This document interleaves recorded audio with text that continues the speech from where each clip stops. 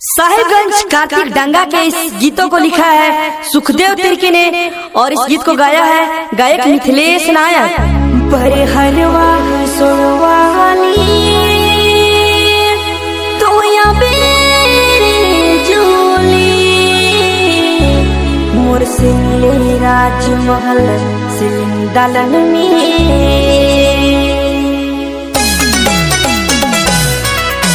DJ सहारा और DJ Shekhar नौरव चौक की धमाकेदार प्रस्तुति में फिर से गायक मिथिलेश नायक का आवाज।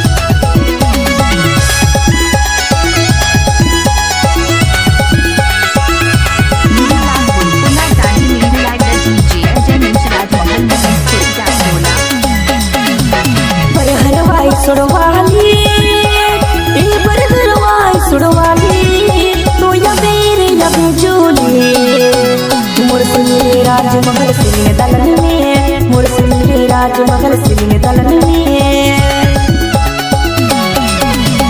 बरहरवाई सुड़वाली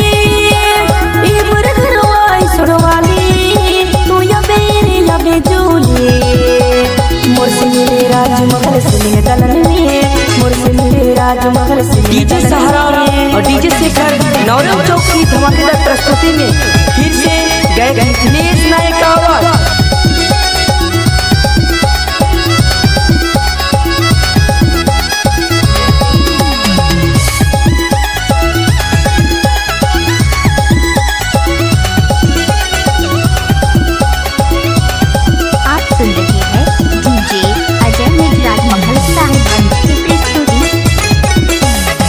सब्सक्राइब करें सिंगर मिथिलेश नागपुरी चैनल को और सुनते रहिए धमाकेदार मस्त मस्त गाने।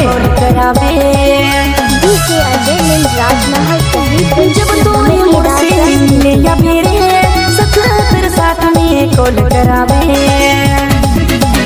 बरहरवाई सुड़वाली सुड़वाली तो या मेरे लबे जोली मोर से मिले राजमहल सिलिंग। डीजे सहारा और डीजे शेखर नौरव चौक की धमाकेदार प्रस्तुति में फिर से गायक मिथिलेश नायक का आवाज।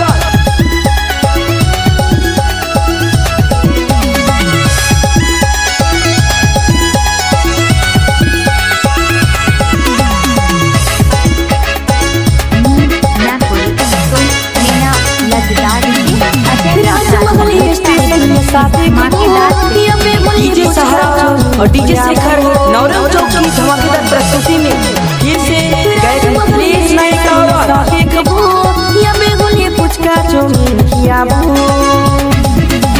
बरहरवाई सुड़वाली सुड़वाली तो या मेरे लबे जोली मोर से मिले राजमहल सिलिंग दलन में, मोर से मिले राजमहल सिलिंग दलन में।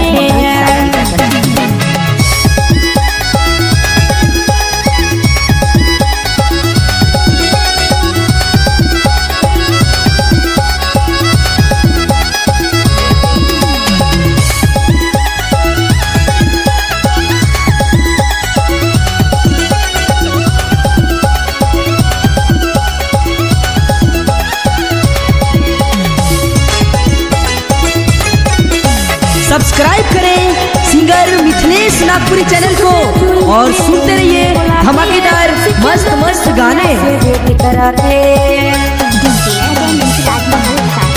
सुखदेव झूले के मिले बुलाते सिकंदर सोनिया से भेंट कराते। बरहरवाई सुड़वाली सुड़वाली तो या मेरे लबे जोली। डीजे सहारा और डीजे शेखर नौरव चौक की धमाकेदार प्रस्तुति में फिर से गायक मिथिलेश नायक का आवाज। बरहरवाई सुड़वाली सुड़वाली तो या मेरे जोली मोर से मिले राजमहल सिलिंग दलन में, मोर से मिले राजमहल सिलिंग दलन में। राजमहल गैपटोला साहिबगंज, राजमहल गैपटोला साहिबगंज, राजमहल गैपटोला साहिबगंज।